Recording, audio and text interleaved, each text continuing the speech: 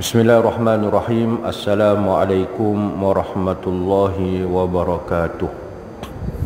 Alhamdulillah rabbil alamin wa bihi nasta'in wa la udwana illa 'alal zalimin. Rabbi shrah li sadri wa yassir li amri wahlul 'uqdatam min lisani yafqahu qawli. Subhanaka la ilma lana illa ma 'allamtana innaka antal alimul hakim. ولا حول ولا قوة إلا بالله العلي العظيم أما بعد.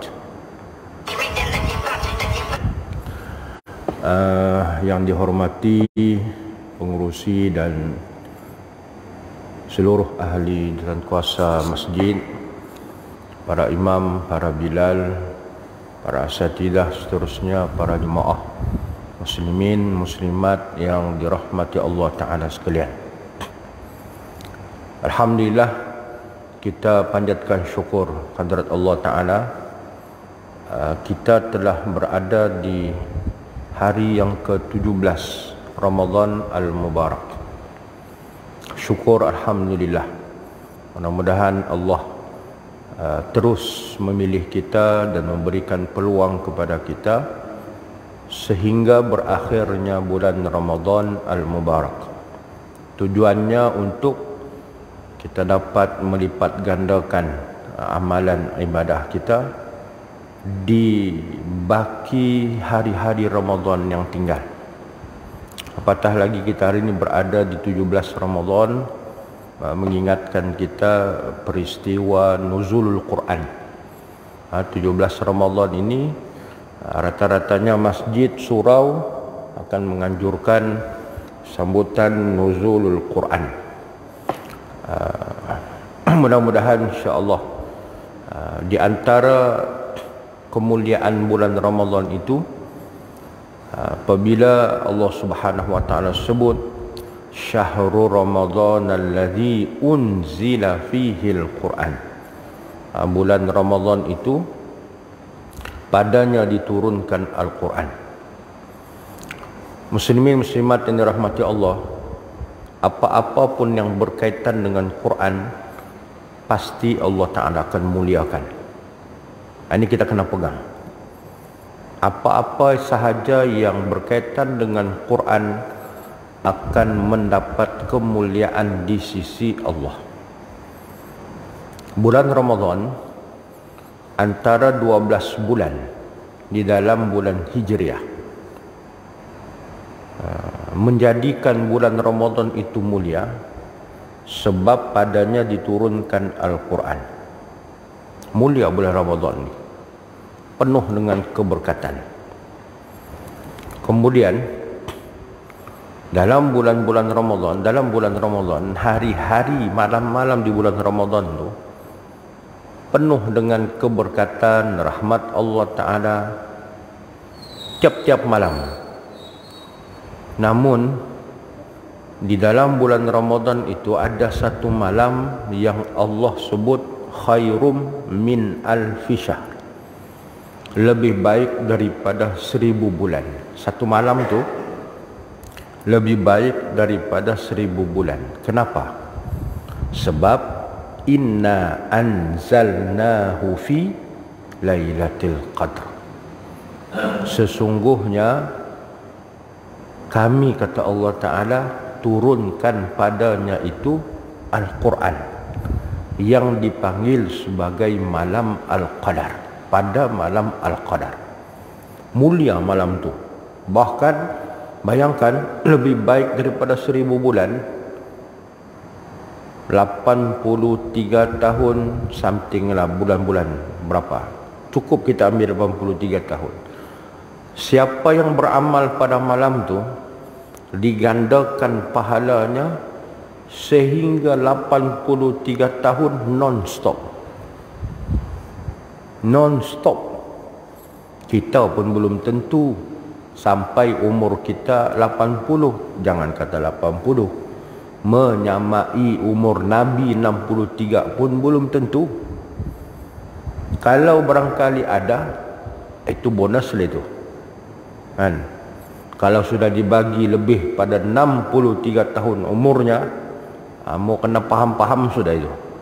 Kan? Mana itu bonus lah. Jadi maha adil Allah Ta'ala dan maha pemurahnya Allah Ta'ala kepada kita. Kemuliaan Allah Ta'ala malam itu menjadi mulia sebab Quran. Hebat. Turun pula Al-Quran itu ke atas makhluk yang paling mulia. Siapa dia? Nabi kita Muhammad sallallahu alaihi wasallam. Bulan jadi mulia, malam jadi mulia, makhluk yang paling mulia. Itu hebat kalamullah ni. Itulah tuan-tuan, merujuk kepada kalamullah Quran ni, siapa-siapa yang terlibat dengan Quran ni dalam pelbagai sudut, dia akan mendapat kemuliaan di sisi Allah. Buktinya seperti yang kita sebutkan tadi dan Nabi sebut, khairukum man ta'allamal Quran wa 'allamah. Sebaik-baik kamu, siapa yang Nabi iktiraf sebaik-baik kamu ini? Man ta'allamal Quran. Satu, yaitu mereka yang mempelajari Al-Quran. Dua, wa'allamah, yaitu mereka yang mengajar akan Al-Quran. Pekerjaan yang paling baik, pekerjaan yang Nabi iktiraf. Tuan-tuan, tiada pekerjaan yang Nabi sebut melainkan dua perkara ini: belajar Quran dan mengajar Quran. Tapi hakikatnya kita nampak dua ni, siapa yang belajar Quran, siapa yang mengajar Quran. Hakikatnya masyarakat kita nampak pekerjaan ni low profile. Betul tak tuan-tuan? Low profile. Apa kerja muang? Ai guru kafah saja begini. Kalau mau jadikan anak menantu kita, berpikir kita kan, agak-agak bulikah dia kasih makan anak aku ni, dia bilang. Apa kerjamu? Mengajar Quran. Oh, kita nampak susah ni. Tapi kalau ditanya apa kerjamu? Pilot, dia bilang. Wah, dia kata dalam hati berbunga-bunga sudah. Bakal menantu bakal jadi menantu ni, pilot ni. Kita rasa bangga. Tak, hakikat dah begitu.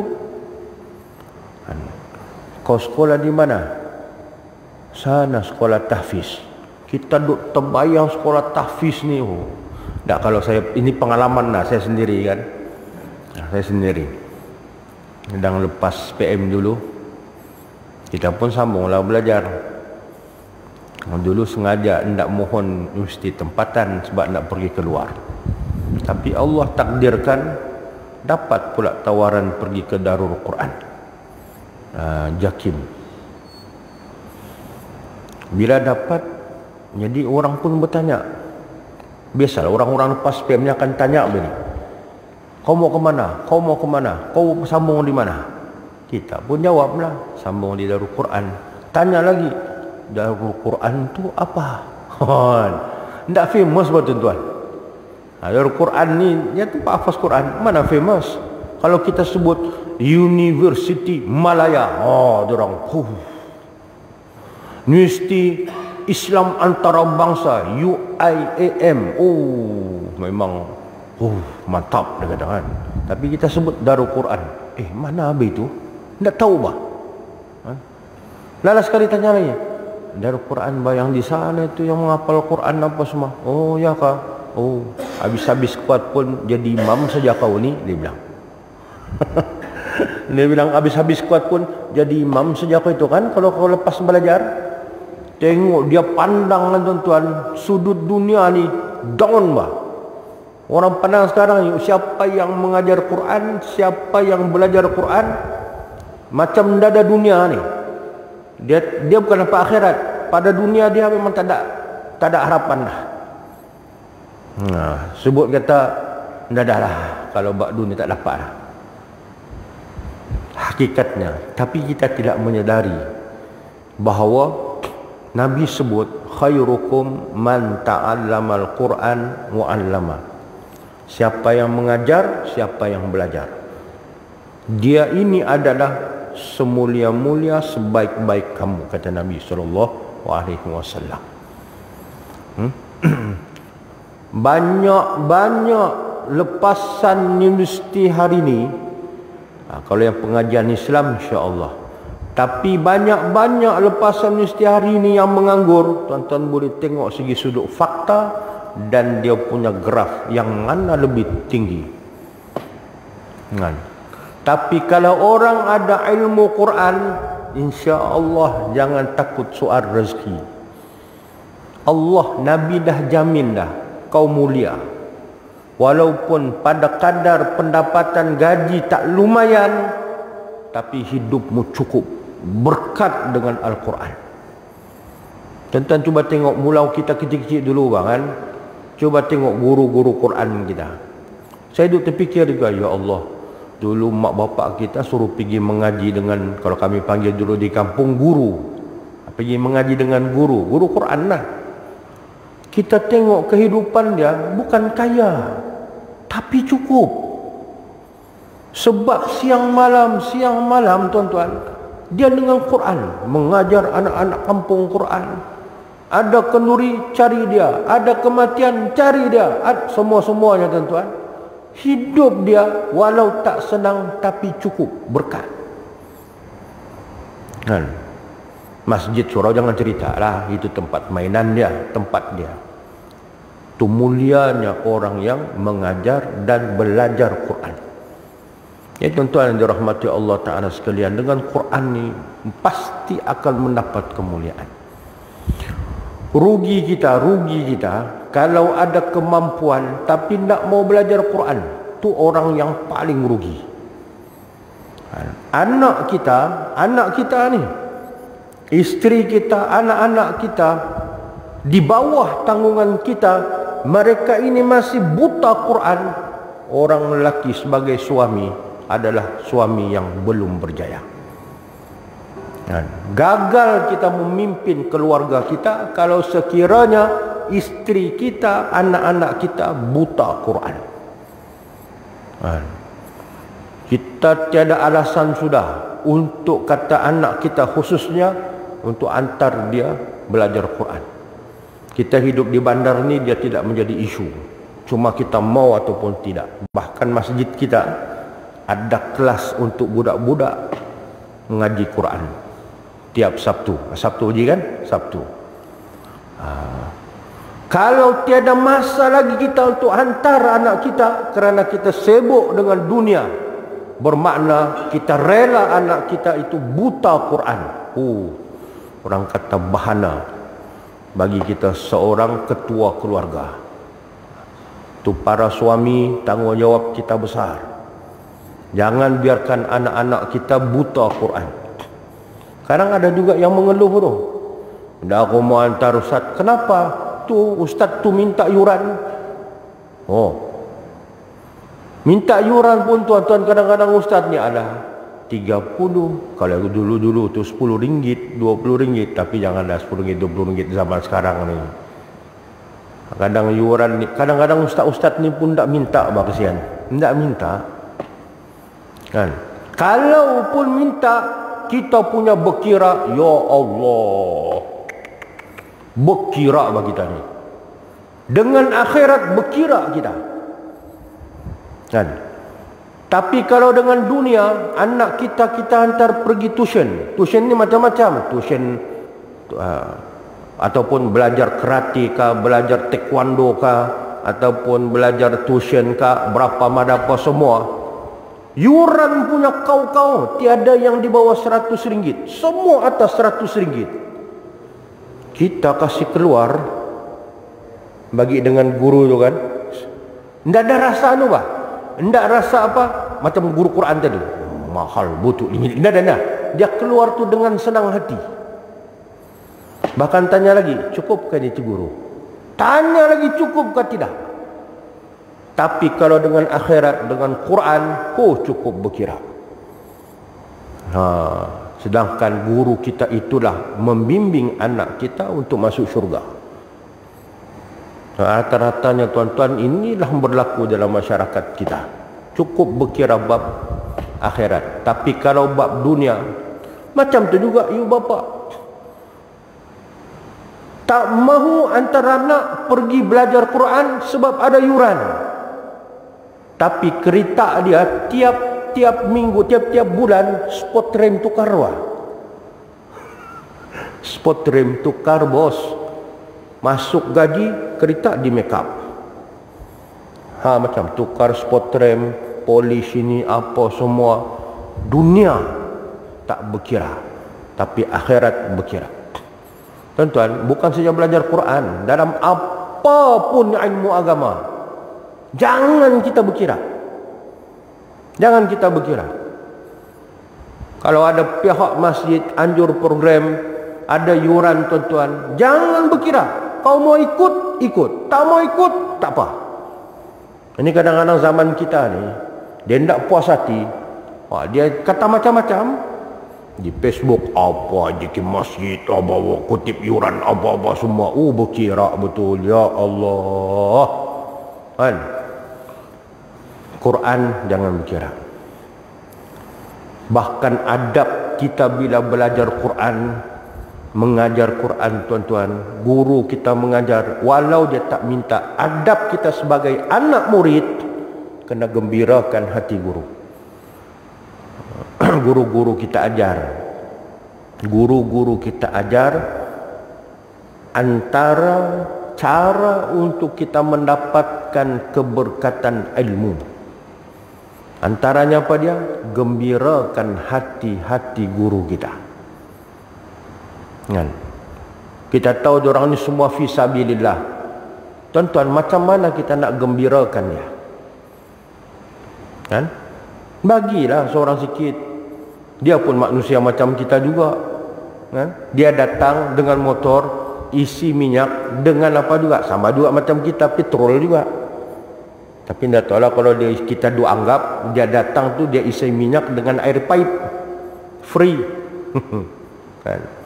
Dia pun juga ada keluarga. Dia juga ada apa? Kita yang kena faham. Sebab biasanya orang-orang belajar agama ni, mengajar agama, dia nak buka mulut, dia tak akan buka. Tu kita tuan-tuan, kita bila mengurus bab agama, kalau acara lain kita atur secara profesional. Tapi kalau bab agama kita atur cincai. Ini mau kena clear ni. Tuan-tuan, begitulah kami bila bawa para alim ulama kita. Kalau di pejabat kita jemput VIP, komplit tuan-tuan. Dia punya protokol A to Z susun. Makannya macam mana, kena hidangnya macam mana, tu atur VIP. Ulama-ulama kita ni lebih daripada VIP lagi. Sepatutnya kita urus lebih daripada yang tu lagi. Sebab ulama ni dia mendapat pengiktirafan langsung dari Allah Ta'ala. Innama yakhshallaha min ibadihil ulama. Yang takut kepada Allah itu ulama. Itulah tuan-tuan, dalam hal agama, kalau dalam hal kerja kita mau atur secara profesional, dalam hal agama kita lebih daripada itu lagi. Sebab kenapa? Dunia saja. Tapi kalau hal berkaitan dengan agama, dunia akhirat kita nak dapat bahagia. Tuan-tuan, Quran jangan rasa jemu, jangan rasa susah, jangan rasa boring dalam kita belajar Quran. Jangan rasa boring. Ada kelas, kalau kata tak ada masalah kita tuan-tuan, itulah kita hidup kita ni, Quran ni tuan-tuan penting dalam hidup kita. Macam makan lah, bukan makan. Penting tu dalam hidup kita makan ni. Mujurlah kita ni puasa, makan sahur tadi kan. Jangan lagi makan sehinggalah kita berbuka bulan Ramadan. Tapi kalau bukan bulan Ramadan, bab makan on time. Sarapan, makan tengah hari, sebelum makan malam, petang-petang, panas-panas. Makan malam, sebelum tidur pun makan lagi. Makan ni cukup penting. Kalau kata dalam mesyuarat kita nak anjurkan sesuatu program, agenda paling panjang yang dibincangkan dan bajet yang paling besar yang nak diputuskan, bab makan. Bab makan.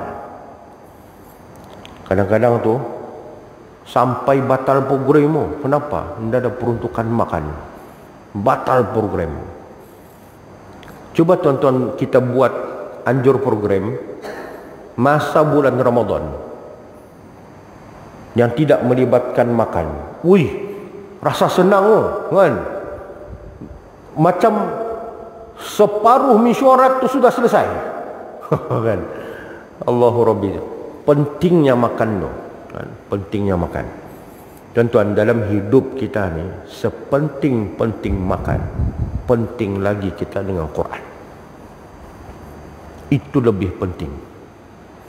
Hari ini orang sibuk mencari makan sampai lupa Tuhan. Hari ini keluar pagi, balik malam. Sibuknya dia kerja sampai tiada masa untuk dia dengan Allah. Sembahyang 5 waktu tiada masa. Duduk dalam majlis ilmu tiada masa. Memanjang sibuk. Hidup kita singkat tuan-tuan, hidup kita singkat. Kita tiada masa dengan agama Allah. Kita tiada masa dengan akhirat kita. Kalau mati sia-sia.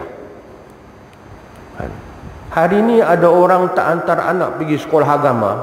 Ada orang, kita kan ada sesi pagi SK, sesi petang agama. Kadang-kadang orang sekarang ni dia tak pandang sekolah agama tu lebih penting. Dia sanggup, orang kata cukup SK, dia kata agama tu nantilah kalau kita ada terluang masa antar, kalau tidak ada. Tak nampak penting bab agama. Bahkan tak hantar anak, sebut kenapa petang kau tak hantar anak sekolah agama? Oh, sibuk aku, tidak aku sempat mengantar. Tuan-tuan, kalau inilah yang ada, tidak mustahil 5 tahun, 6 tahun akan datang. Jangan kita salahkan anak-anak kita. Kalau mereka ini tiada didikan agama, lalu mereka menjadi seorang anak yang jauh daripada ibu bapa. Tuan-tuan, itulah Quran ni sangat-sangat penting. Dunia bila sebut Quran, tu Nabi sebut iqra'ul Quran fa innahu ya'ti yaumal qiyamah syafi'an li ashabi. Baca Quran. Ini Nabi sebut ni. Baca Quran. Baca. Sebab hari kiamat nanti, bila kita pada hari kiamat nanti, Allah akan menghitung kita, dihisab. Yang akan datang memberikan syafaat Quran. Dan ada orang tanya, ini hanya untuk golongan orang yang hafaz Quran kah? Tidak, tidak. Dia golongan hafaz Quran ni dia ada kelebihan masing-masing. Tapi yang sebut syafaat Quran ni, Nabi sebut iqra'ul Quran, baca Quran. Ulama tafsir pula, baca tu macam mana? Yang boleh Quran ni datang menjadi syafaat kepada mereka yang membaca Quran pada hari kiamat nanti. Baca tu macam mana? Maka disebut baca ini, itulah mukjizat Quran. Baca saja. Baca tu boleh menjadi syafaat. Itu disebut dalam hadis lain menyebut, tidaklah disebut alif lam mim itu satu huruf, Tapi alif satu huruf, mim satu huruf, lam satu huruf, mim satu huruf. Satu huruf itu digandakan 10 kebajikan. 3 huruf dah 30. Besarnya ganjaran. Dalam Bismillahirrahmanirrahim berapa huruf? Suratul Fatihah berapa huruf? Ada 7 ayat, tapi berapa huruf? Kira kali dengan 10. Kalau convert dengan duit tuan-tuan, jutawan sudah kita ini. Silap-silap pada bulan Ramadan ni, cuti tanpa gaji. Kenapa? Cukup ku baca Quran, jadi jutawan sudah. Tapi hakikatnya orang yang banyak baca Quran itu sebenarnya mereka ini menjana pahala yang banyak. Tengok Quran, Iqra'ul Quran, baca. Itulah tuan-tuan, rugi kalau kita tak boleh baca Quran, rugi. Bulan Ramadan, tahun lepas kita tak boleh baca Quran. Jadikan Ramadan ni boleh kita baca Quran.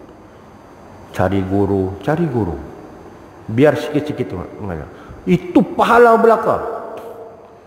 Tak boleh Ustaz, aku ni kalau baca Quran tak gagap, dia bilang. Mau sebut oi tuan-tuan, Quran ni kau tergagap lagi besar pahalamu. Jangan sengaja tergagap lah.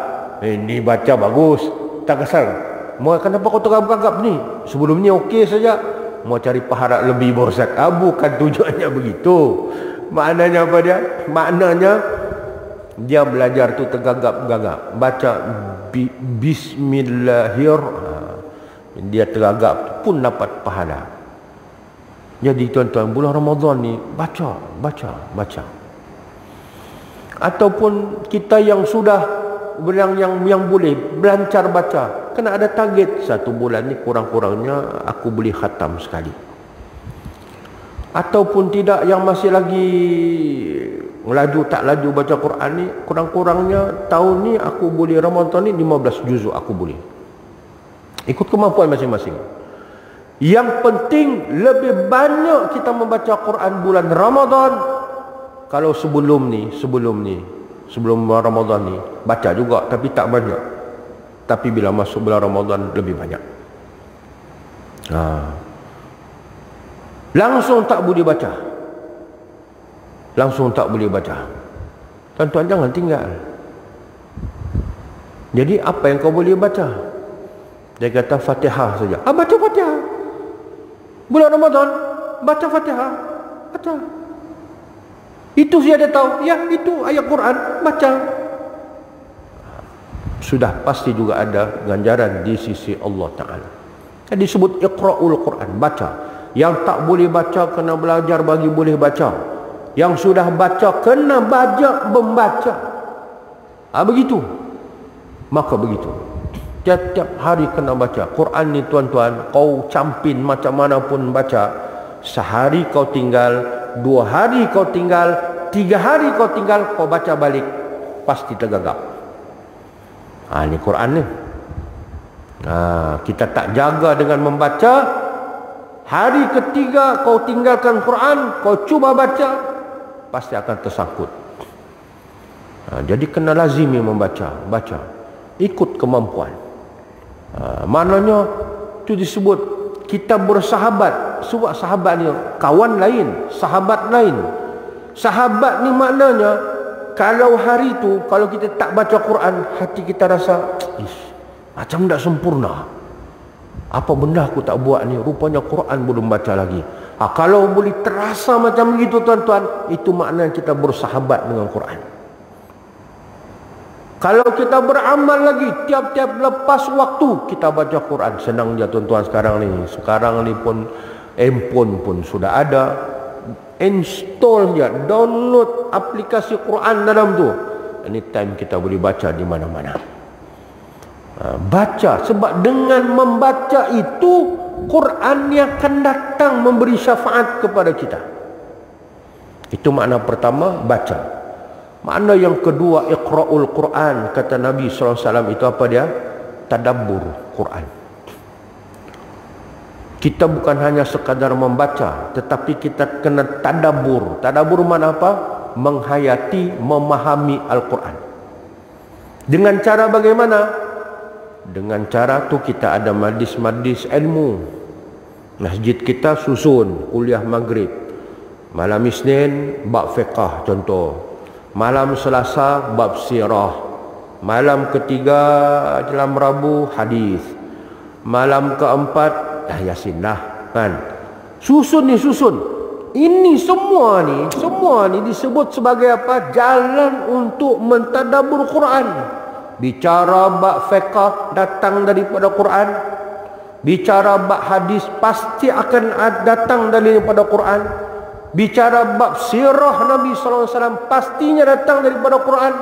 Itu tadabbur namanya. Ini tuntutan kita.